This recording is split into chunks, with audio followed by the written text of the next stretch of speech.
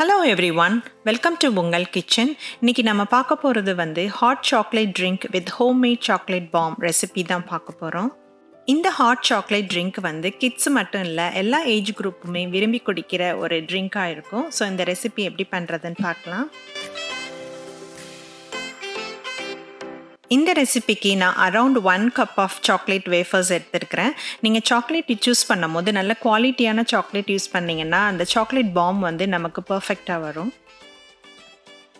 Next double boiler method use பண்ணி நான் எடுத்துருக்கிற chocolate வேஃபரை நல்லா மெல்ட் பண்ணிக்கிறேன். நீங்கள் இந்த மெத்தட் யூஸ் பண்ணலைன்னா மைக்ரோவேவில் நீங்கள் 15 to 20 செகண்ட்ஸ் யூஸ் பண்ணியும் நீங்கள் மெல்ட் பண்ணிக்கலாம். இந்த மாதிரி நல்லா மெல்ட் பண்ணி எடுத்து வச்சுக்கணும். இந்த சாக்லேட் பாம் பண்ணுறதுக்கு நான் சிலிக்கான் மோல்டு தான் யூஸ் பண்ணியிருக்கிறேன். இந்த மோல்டு பார்த்திங்கன்னா ரொம்ப ஃப்ளெக்சிபிளாகவும் இருக்கும். அதே மாதிரி நம்ம சாக்லேட்டை மெல்ட் பண்ணிவிட்டு எடுக்கும் போது அது உடையாமல் பர்ஃபெக்டாக வரும். இந்த 2 சிலிக்கான் மோல்டும் நான் யூஸ் பண்ண போகிறேன். நெக்ஸ்ட்டு நம்ம மெல்ட் பண்ண சாக்லேட்டில் அரவுண்ட் 1 டேபிள் ஸ்பூன் எடுத்து எல்லா மோல்டுலேயும் ஃபில் பண்ணிக்கணும். நெக்ஸ்ட்டு ஸ்பூன் யூஸ் பண்ணி நம்ம ஃபில் பண்ண சாக்லேட்டை நல்ல அந்த ஸ்பிரிக்கல் ஷேப் ஃபுல்லாக கோட் பண்ணுற மாதிரி ஸ்ப்ரெட் பண்ணிக்கோங்க. சாக்லேட்டை ஸ்ப்ரெட் பண்ணும் போது அந்த எட்ஜஸும் நல்லா கோட் பண்ணுற மாதிரி ஸ்ப்ரெட் பண்ணிக்கோங்க. அப்போ தான் நம்ம சாக்லேட் பாம் பண்ணும் போது அந்த பால் ஷேப் நமக்கு பர்ஃபெக்டாக வரும்.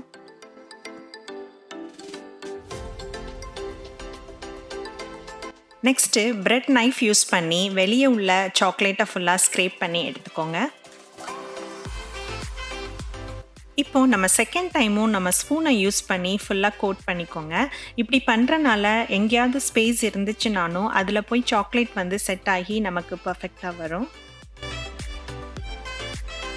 இந்த மாதிரி சாக்லேட்டை கோட் பண்ணி எடுத்துக்கோங்க. இப்போது நெக்ஸ்ட் மோல்டையும் இதே மாதிரி ஃபில் பண்ணி எடுத்துக்கலாம்.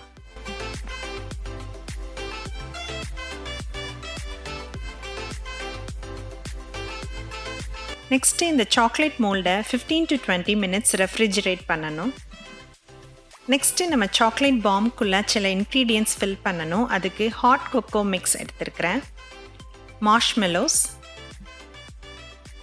அப்புறம் ரெயின்போ ஸ்ப்ரிங்கிள்ஸ்,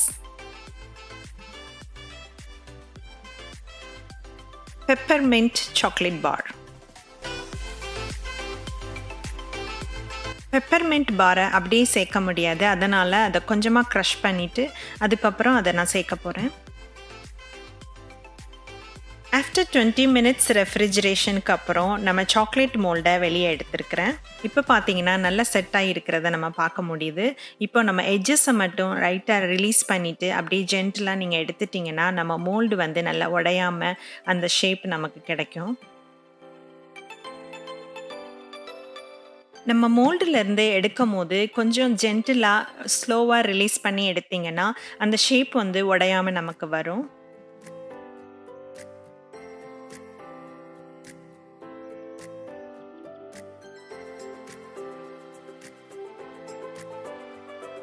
இந்த சிலிக்கான் மோல்டு நம்ம யூஸ் பண்ணுறதுனால நம்ம சாக்லேட் மோல்டும் உடையாமல் நம்ம ஈஸியாக எடுக்க முடியும்.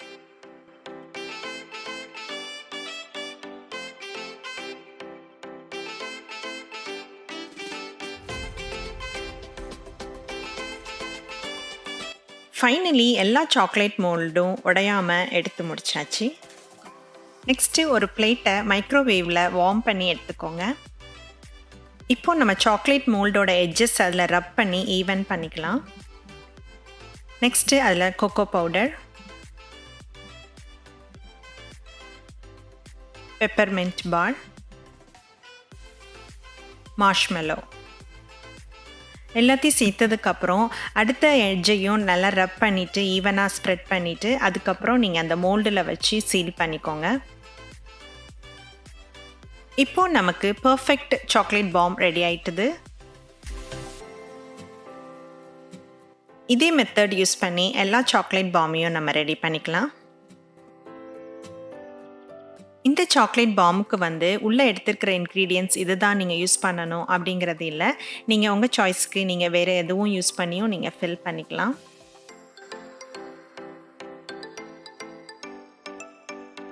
கடைசியாக நம்ம சாக்லேட் பாம்பை வந்து டெக்கரேட் பண்ணுறதுக்கு கொஞ்சம் சாக்லேட்டை ஸ்ப்ரெட் பண்ணிவிட்டு அதுக்கப்புறம் ரெயின்போ ஸ்ப்ரிங்கிள்ஸ் அப்புறம் பெப்பர்மின்ட் கேண்டி அதையும் வச்சு டெக்கரேட் பண்ணிக்கிறேன். நீங்கள் இது தவிர வேறு எதுனாலும் வச்சும் நீங்கள் டெக்கரேட் பண்ணிக்கலாம்.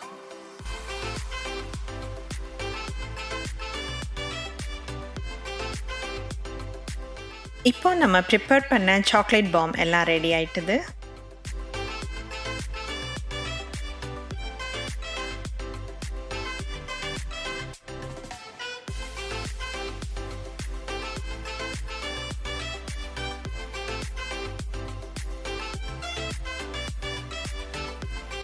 இப்போ நம்ம சாக்லேட் பாமை எப்படி சர்வ் பண்ணுறதுன்னு பார்க்கலாம். நம்ம எடுத்துருக்கிற ஒரு சாக்லேட் பாமை எடுத்து அந்த கப்பில் போட்டுட்டு அதுக்கப்புறம் நல்ல ஹாட் மில்கை அதில் நம்ம ஊற்றுனோம்னா அந்த பாம் வந்து உடஞ்சி உள்ளுள்ள இன்க்ரீடியன்ட்ஸ் எல்லாம் மேலே வர்றது நம்ம பார்க்க முடியும். அதுக்கப்புறம் நல்லா மிக்ஸ் பண்ணிவிட்டு நீங்கள் சர்வ் பண்ணிடலாம். இந்த ஹாட் கொக்கோவில் நம்ம சேர்த்த chocolate, peppermint bar, cocoa powder and marshmallow எல்லா ஃப்ளேவர்ஸும் நம்ம என்ஜாய் பண்ண முடியும். இந்த வின்டர் சீசனில் நீங்களும் உங்கள் ஃபேமிலிக்கு இந்த hot chocolate milk with homemade chocolate bomb ரெசிபியை ட்ரை பண்ணி பாருங்கள். I hope you enjoyed it. Thanks for watching and I'll see you next time.